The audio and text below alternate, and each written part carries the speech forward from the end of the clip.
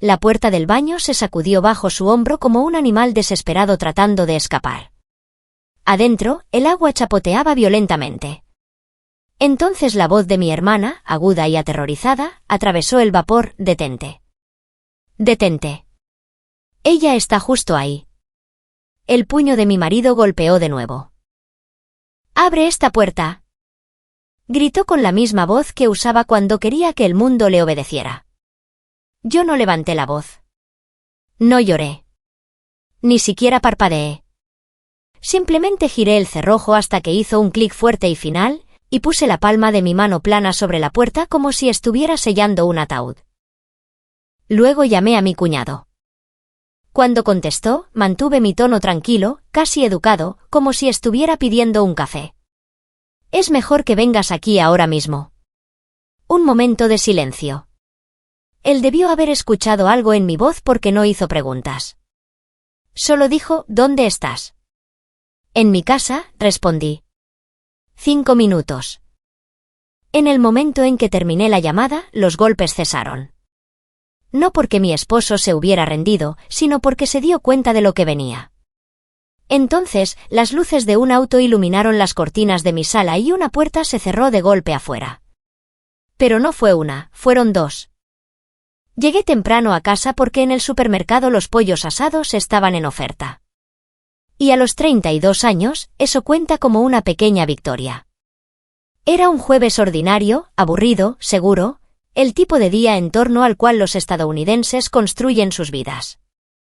Había terminado mi turno en la oficina de facturación médica, agarrado una bolsa de naranjas y conducido a casa pensando en nada más importante que la cena y la lavandería. Mi casa estaba en una calle tranquila donde los céspedes estaban podados y la gente saludaba desde sus porches. El tipo de vecindario donde las parejas de ancianos todavía caminan por las tardes, del brazo, y todo parece pacífico desde afuera. Por eso se sintió tan mal en el segundo en que entré. La sala estaba en penumbras, las cortinas cerradas. El aire olía al perfume de alguien, no al mío. Escuché agua corriendo por el pasillo, el siseo constante de la ducha. Al principio, pensé que tal vez mi esposo, Mark, estaba enfermo en casa. Pero luego escuché una risa, la risa de una mujer, suave, familiar. Mi estómago se apretó tan rápido que sentí un sabor a metal. Caminé por el pasillo lentamente, cada paso más fuerte de lo que debería haber sido. La puerta del baño estaba entreabierta. La luz se filtraba y el vapor se enroscaba en el pasillo como una advertencia. Empujé la puerta más y allí estaban. Mark estaba en la bañera. Mi hermana Tessa estaba allí con él, con el cabello húmedo y los hombros descubiertos, riendo como si esto fuera un secreto inofensivo. Durante medio segundo, mi cerebro se negó a traducir lo que mis ojos veían. Era como ver la vida de otra persona a través de una ventana. Entonces Tessa me vio. Su sonrisa desapareció. Mark se giró y su rostro hizo algo que nunca olvidaré. No fue culpa, ni vergüenza, fue cálculo. Como si ya estuviera decidiendo que mentira funcionaría mejor. «Oye», dijo rápidamente, demasiado casual. «No es lo que». Retrocedí y cerré la puerta sin responder. Mis manos no temblaban. Eso me sorprendió. Esperaba rabia, esperaba gritos. En cambio, mi cuerpo se volvió frío y eficiente. Deslicé el pestillo exterior, una vieja cerradura de privacidad que habíamos instalado hace años cuando nuestro sobrino era pequeño y le gustaba deambular. Luego, giré el cerrojo. Clic, clic. Siguió un silencio espeso como toallas mojadas. Entonces la voz de Mark se elevó, aguda: «¿Qué demonios estás haciendo?». No respondí. Caminé hacia el mostrador de la cocina. Agarré mi teléfono y busqué hasta que encontré el número que nunca imaginé que necesitaría: Evan, el esposo de Tessa. Presioné llamar. Evan contestó al segundo tono. «Oye, ¿sigue en pie lo de la cena del domingo?».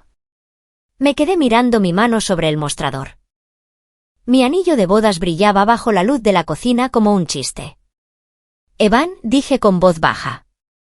«Es mejor que vengas aquí ahora mismo». «¿Qué?». Su tono cambió instantáneamente. Estoy en mi casa, dije. Están en el baño. Hubo una pausa tan larga que escuché cómo cambiaba su respiración. ¿Quién está en el baño?, preguntó, ya sabiéndolo. No lo adorné. Mark y Tessa.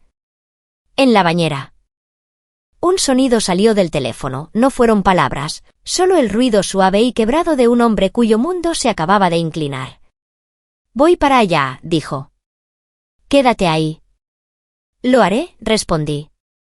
Cuando colgué, finalmente escuché los golpes. Mark golpeó la puerta del baño desde adentro. «¡Abre esta puerta!», gritó.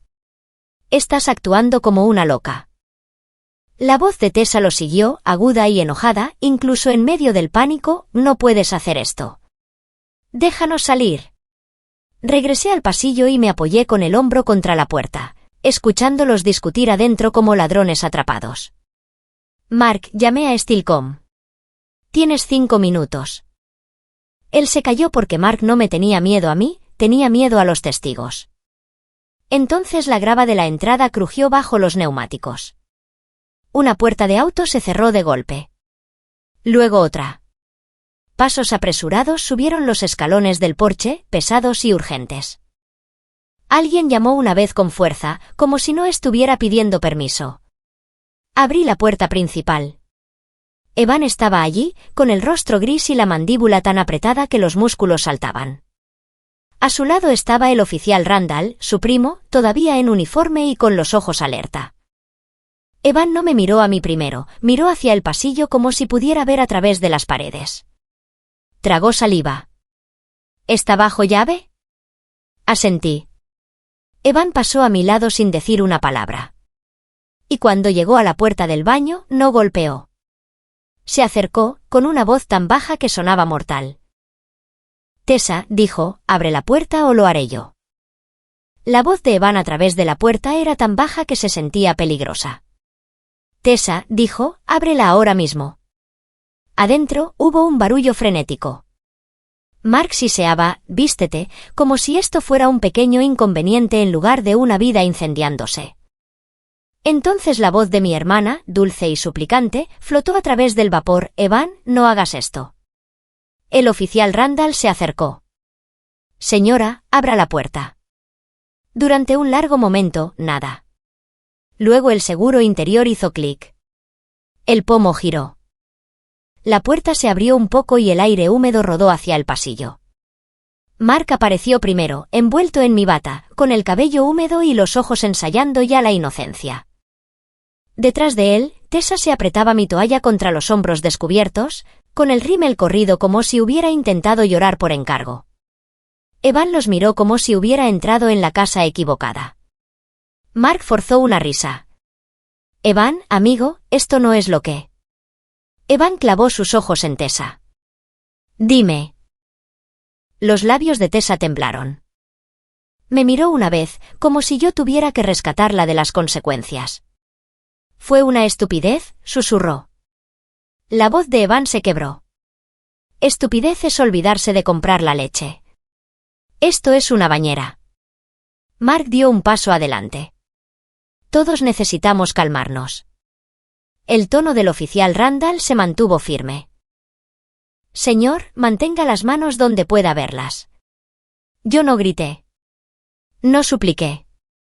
Simplemente señalé el pasillo. Fuera, dije. Ambos. Mark parpadeó, ofendido. No puedes echarme de mi propia casa.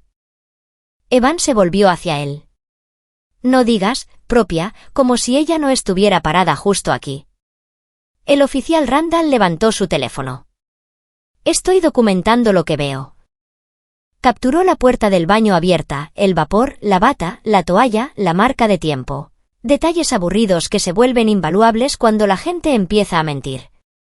La mirada de Mark pasó fugazmente por nosotros hacia la sala, hacia el escritorio donde vivían nuestros papeles. Ese vistazo de una fracción de segundo me lo dijo todo. Ya estaba pensando en cuentas, documentos y en lo que podía ocultar. La voz de Evan salió desgarrada. ¿Cuánto tiempo? Tessa sacudió la cabeza, llorando más fuerte. Evan, por favor.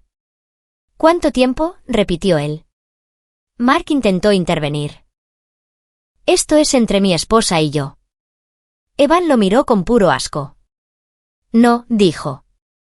Es entre tú y cada persona que decidiste que no importaba. Los hombros de Tessa se desplomaron. Desde la primavera, susurró. ¿Primavera? Eso significaba meses de cenas dominicales, días festivos y sonrisas a través de las mesas, Tessa besando la mejilla de Evan mientras Mark cortaba el asado como un hombre decente. Algo en mí se quedó en silencio, como si mi corazón se hubiera encerrado en una habitación para que yo pudiera seguir en pie. Evan tragó saliva con fuerza, luego se enfrentó a Tessa. Prepara una maleta, dijo. No vas a volver a casa esta noche. El oficial Randall se inclinó hacia Mark. Señor, dijo, usted abandonará la residencia por ahora. Vaya a recoger lo esencial. Nada más. Mark abrió la boca para discutir, luego la cerró cuando la mano del oficial se posó cerca de su radio. Mark se volvió hacia mí, bajando la voz a ese tono que usaba cuando quería ganar. Podemos manejar esto en privado, dijo. Sin abogados. Lo miré a los ojos. Demasiado tarde.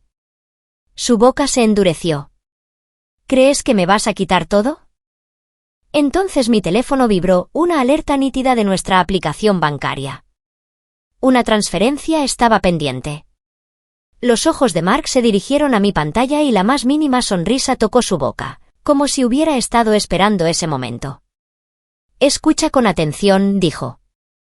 Que te haya engañado no significa que te quedes con la casa. Este es un estado de divorcio sin culpa. La mitad es la mitad. Y si intentas arruinarme, me aseguraré de que te vayas sin nada. La amenaza quedó suspendida en el pasillo, espesa como el vapor que todavía salía del baño. Los ojos del oficial Randall se entrecerraron. Señor, ya es suficiente. Pero Mark continuó porque pensaba que el miedo era una correa. Sé dónde está cada dólar, dijo. Sé lo que puedes probar y sé lo que no. Las manos de Evan se cerraron en puños, luego se aflojaron como si se estuviera obligando a seguir siendo humano. Sigues mintiendo, susurró. La sonrisa de Mark fue delgada. Me estoy protegiendo, dijo. En ese momento, comprendí con gélida claridad, la bañera era solo el comienzo. La verdadera pelea iba a ser lo que vendría después. Mark se fue esa noche con una bolsa de lona y una sonrisa burlona que intentó ocultar tras sentimientos heridos. Tessa se fue envuelta en la chaqueta de Evan, sollozando como si ella hubiera sido la traicionada. Y en el momento en que la puerta se cerró tras ellos, mi casa se quedó en un silencio que no se sentía pacífico. Se sentía vacía, como si alguien se hubiera robado el aire. Me senté a la mesa de la cocina y abrí mi aplicación bancaria de nuevo. La transferencia que Mark había activado todavía estaba pendiente. Había intentado mover dinero justo bajo mis narices.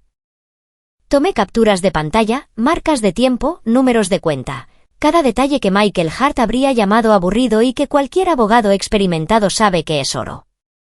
Evan estaba en mi puerta, con el rostro hundido. Voy a presentar la demanda, dijo en voz baja. Mañana. Yo también, respondí. A la mañana siguiente, me reuní con una abogada en una pequeña oficina de ladrillo cerca del juzgado, uno de esos lugares con certificados desteñidos en la pared y una cafetera que sabe como si hubiera estado funcionando desde 1989. Su nombre era Susan Caldwell, tenía unos 70 años, el cabello plateado recogido hacia atrás y anteojos de lectura colgados de una cadena. Era el tipo de mujer que había visto cada mentira que una persona podía decir y aún así mantenía firme su pluma. No me pidió el drama primero. Me pidió los hechos. ¿Cuentas conjuntas?, dijo. Sí. Jubilación, su 401k, mi IRA. Hipoteca, ambos nombres. ¿Seguro de vida? Creo que todavía soy la beneficiaria. Susan asintió una vez. Confirmaremos y seremos cuidadosos. En muchos estados, una vez que presentamos la demanda, hay órdenes automáticas sobre el movimiento de dinero y el cambio de beneficiarios. No jugamos juegos. Jugamos limpio. Tragué saliva. Él dijo que porque es sin culpa, el engaño no importa. La expresión de Susan no cambió.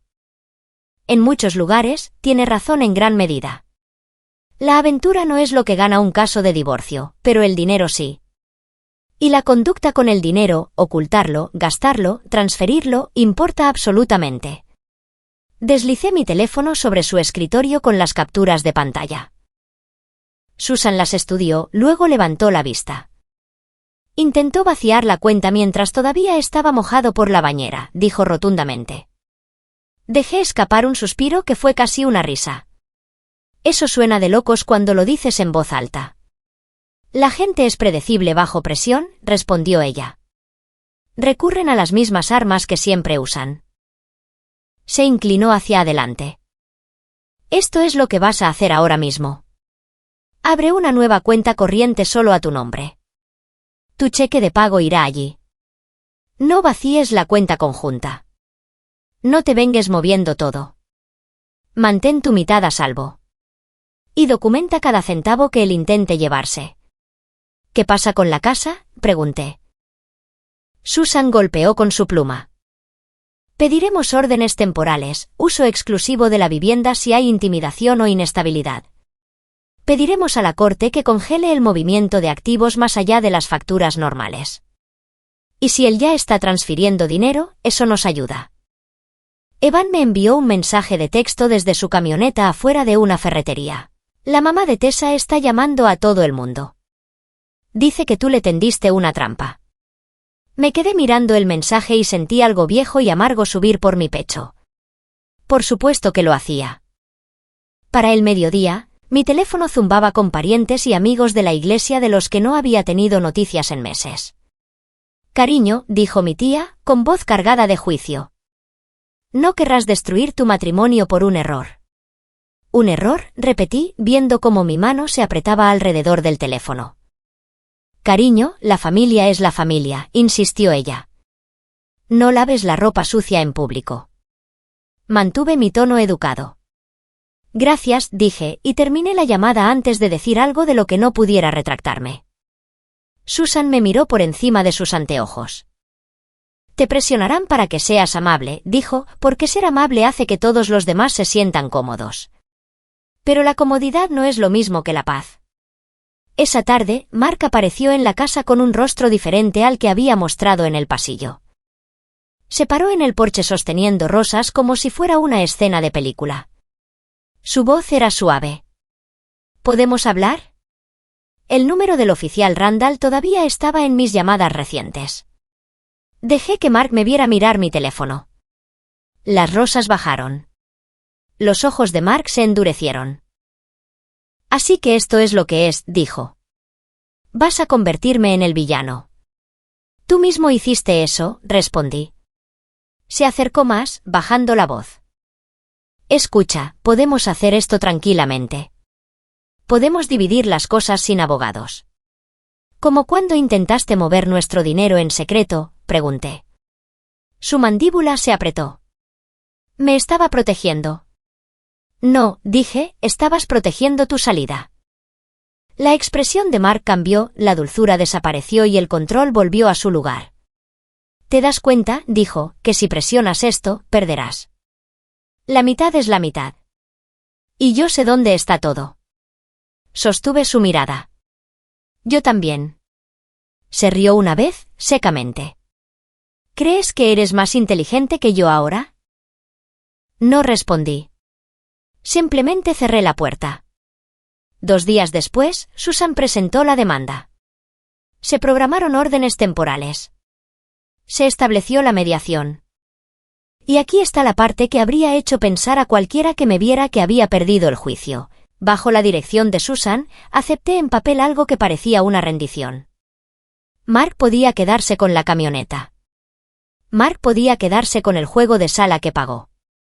Mark incluso podría tener acceso temporal a ciertos fondos bajo contabilidad escrita y supervisión judicial. Cuando Mark leyó el borrador del acuerdo, sonrió como un hombre que pensaba que había ganado una guerra porque se había quedado con una silla. No notó la línea que Susan había deslizado tan silenciosamente que parecía inofensiva. Se requiere divulgación financiera total. Todas las transferencias están sujetas a revisión. El mal uso está sujeto a reembolsos y sanciones. Mark firmó con confianza. Y lo dejé, porque a veces la forma más rápida de exponer a un mentiroso es darle suficiente cuerda para que siga hablando. La sala de mediación no era un tribunal, pero se sentía igual de fría.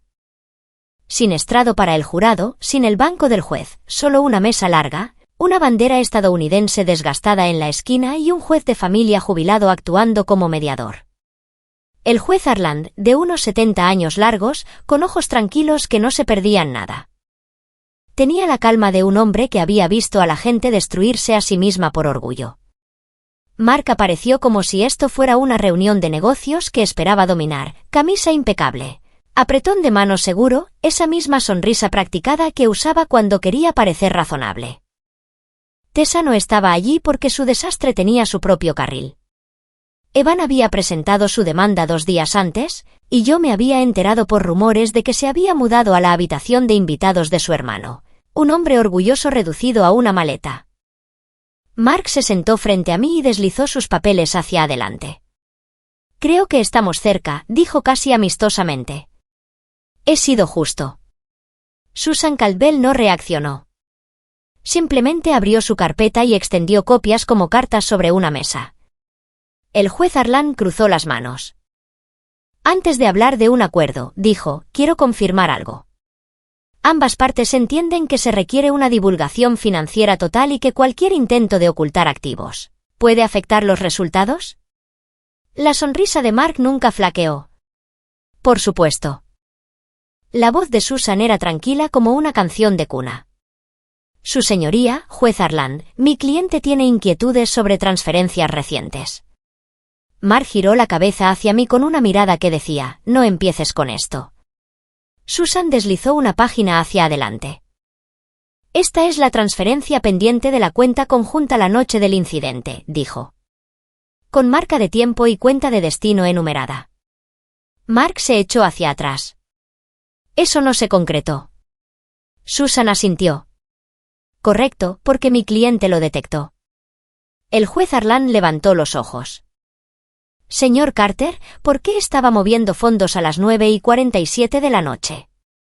Mark se encogió de hombros levemente. Me dio pánico. No sabía lo que ella iba a hacer. Interesante, dijo Susan suavemente y pasó a la página siguiente. Hablemos de los gastos antes del pánico. La sonrisa de Mark se desvaneció. Susan colocó una hoja de cálculo simple frente al mediador, filas y filas, nítidas y despiadadas. Estos son cargos de los últimos 6 meses, dijo. Compras de regalos, facturas de restaurantes, depósitos de hotel y retiros de efectivo que no se alinean con los gastos normales del hogar. Mark se burló. Has estado acechando mis cuentas. Susan no parpadeó. Son cuentas conjuntas y no estoy acechando. Estoy documentando. El juez Harland se ajustó los anteojos y escaneó la hoja. Su dedo se detuvo. Joyería, $2,800. La mandíbula de Mark se apretó. Regalo de aniversario.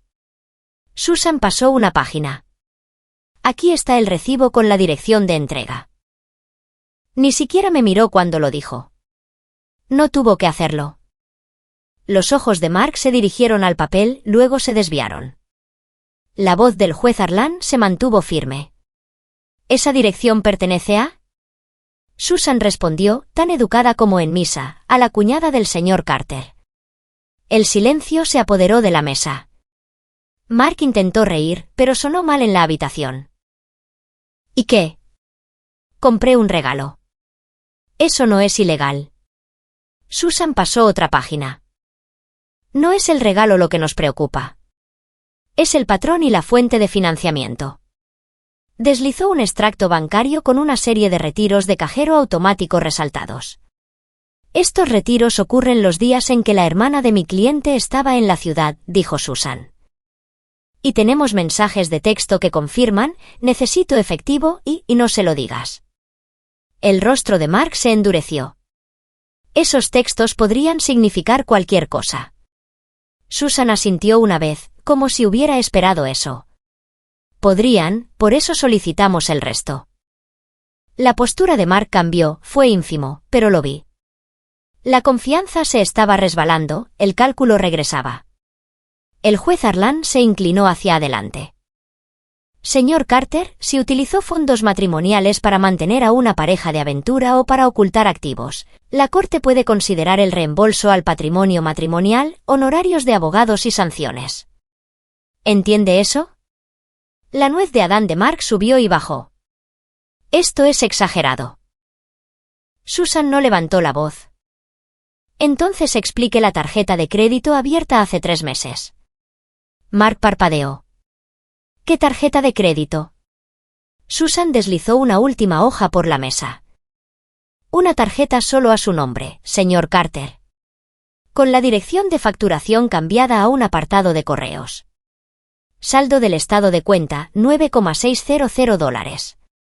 Cargos principales, estancias en hoteles y transferencias en línea. La boca de Mark se abrió y luego se cerró. Vi cómo se daba cuenta, demasiado tarde, de que la cuerda que le habían dado no era para mí. Era para él. El tono del juez Harlan se agudizó un poco. Y tenemos otro asunto, dijo, golpeando el papel. El beneficiario de la cuenta de jubilación de su esposa. ¿Intentó cambiarlo? Los ojos de Mark saltaron. No. La voz de Susan se mantuvo suave. Lo intentó. La institución lo marcó debido a la demanda de divorcio pendiente. Ese fue el momento en que el rostro de Mark cambió de verdad. No fue ira, ni encanto, fue miedo. Porque los hombres mayores como Mark piensan que las reglas son para los demás hasta que las reglas los miran a ellos. El juez Harlan se recostó. Esta es mi recomendación, dijo. Uso exclusivo de la vivienda para la esposa durante el proceso, una orden de restricción financiera, ningún movimiento de fondos más allá de las facturas ordinarias, reembolso al patrimonio matrimonial por el mal uso documentado, y el señor Carter pagará una parte de los honorarios de los abogados. La voz de Mark se volvió aguda. Eso es ridículo. El juez Harlan lo miró como a un niño que discute con la gravedad. Entonces llévelo a juicio. Pero no espere que los números desaparezcan. Al salir, Mark se inclinó hacia mí, con voz baja y venenosa. ¿Crees que esto te hace poderosa? Sostuve su mirada, tranquila. No, me hace estar segura. En el pasillo, vi a Evan al otro lado del corredor, con los hombros encogidos y papeles en la mano. Levantó la vista y nuestros ojos se encontraron. 2 personas que no eligieron esta guerra pero que habían terminado de sangrar por los apetitos de otros. Me dio el más mínimo asentimiento. Luego escuché pasos suaves detrás de mí. Tessa estaba parada al final del pasillo, con el rostro lavado y los ojos hinchados, apretando su teléfono como si fuera un salvavidas. Por primera vez, no se veía victoriosa. Se veía aterrorizada. Tessa ya no caminaba hacia mí como una ganadora. Merodeaba al final del pasillo del tribunal, con los hombros tensos y los ojos hinchados, aferrada a su teléfono como si pudiera protegerla. Las luces brillantes la hacían ver más pequeña, más joven, menos como la hermana dorada por la que todos siempre ponían excusas. Cuando finalmente se acercó, su voz salió débil. ¿Podemos hablar? Mark todavía estaba al final del pasillo discutiendo con Susan, con su orgullo más fuerte que su sentido común. Evan estaba cerca de las máquinas expendedoras, mirando al suelo como si temiera que el edificio pudiera colapsar si levantaba la vista. Debí haberme ido. Una parte de mí quería hacerlo. Pero escuché las palabras tranquilas del juez Harlan en mi cabeza, la comodidad no es la paz. Así que asentí una vez y llevé a Tessa a una pequeña sala de conferencias vacía junto al pasillo, alfombra gris, sillas de plástico, una caja de pañuelos que probablemente había visto 100 finales.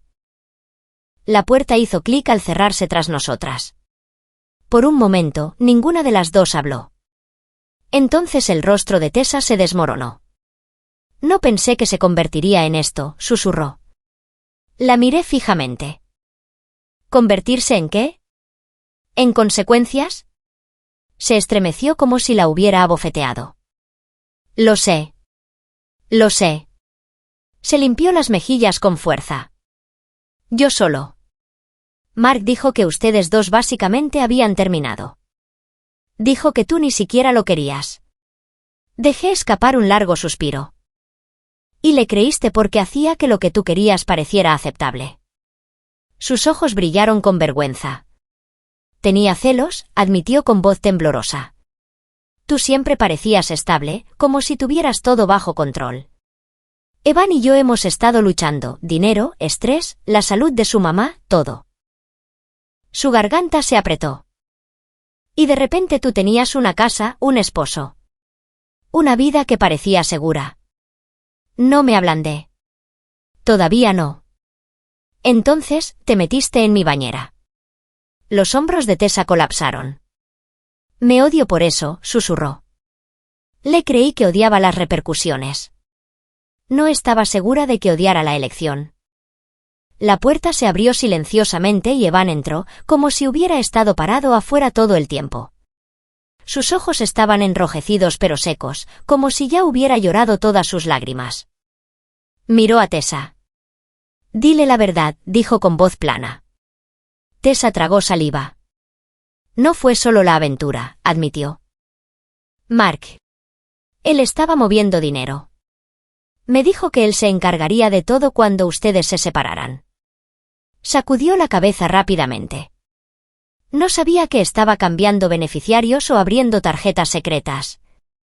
Lo juro. La mandíbula de Evan se apretó. Pero no lo detuviste. Tessa susurró, no pensé que tuviera derecho. Finalmente hablé, lenta y firme. No tenías derecho. Ni a mi matrimonio, ni a mi hogar, ni a mi paz. Ella asintió, las lágrimas resbalando. Lo sé. Lo siguiente que dije se sintió como tragar algo afilado. Pero no voy a cargar con esto para siempre. No voy a dejar que lo que hiciste me convierta en alguien amargada y temeraria. Tessa levantó la vista, confundida. He terminado de protegerte de la verdad, continué. Y he terminado de proteger a Mark de las consecuencias. Pero tampoco voy a pasar el resto de mi vida repitiendo esto una y otra vez. Evan exhaló por la nariz como si hubiera estado conteniendo la respiración durante semanas. Me volví hacia él. Lo siento, dije en voz baja. No te merecías esto. Él asintió una vez. Tú tampoco. Tessa hizo amago de tomar mi mano, luego se detuvo a mitad de camino, como si supiera que todavía no podía pedir cercanía. ¿Qué hacemos ahora?, susurró. Ahora, dije, lo hacemos de la manera adulta, de la manera honesta. Y lo hicimos. Tessa aceptó por escrito cooperar plenamente en el caso de Evan. No más mentiras, no más versiones familiares. Devolvería cualquier cosa que Mark hubiera comprado con dinero matrimonial si podía rastrearse. Dejaría de llamar a los parientes para presionarme. Les pediría perdón a nuestros padres sin poner excusas. No prometí perdonarla pronto. Prometí algo más. Consideraré reconstruir la relación, le dije, pero solo si buscas ayuda y dejas de culpar a todos los demás por tus decisiones. Ella asintió, llorando silenciosamente, como si finalmente entendiera que un lo siento no es un borrador mágico. Es una línea de salida. En el camino a casa, pensé en las parejas de ancianos que había visto en ese juzgado, personas de 60 y 70 años cargando carpetas como si fueran fardos. Y me di cuenta de cuántas familias se destruyen no solo por la traición, sino por no estar preparadas. Así que, aquí está la lección que desearía que alguien me hubiera grabado antes: si comparten finanzas, vigilen sus cuentas. Si algo se siente mal, documenten todo, capturas de pantalla, marcas de tiempo, estados de cuenta. No intenten desquitarse vaciando las cuentas, sean inteligentes y protejan su mitad legalmente. Y si están casados o se vuelven a casar, especialmente más tarde en la vida, revisen los beneficiarios, los poderes notariales y los seguros regularmente. Un formulario silencioso puede cambiarlo todo. No gané porque grité más fuerte. Gané porque me mantuve tranquila el tiempo suficiente para ver la verdad y fui lo suficientemente valiente para actuar en consecuencia. Si esta historia te hizo pensar en tu propia familia, tómate un momento y reflexiona, ¿dónde necesitas límites más claros y dónde necesitas una verdad más dura? Si has vivido algo similar, comparte tus pensamientos en los comentarios. Tu experiencia podría ayudar a alguien más a sentirse menos solo. Y si quieres más historias de venganza de la vida real, con tensión en los tribunales, drama familiar y una lección que perdure, suscríbete y quédate con nosotros. Fin.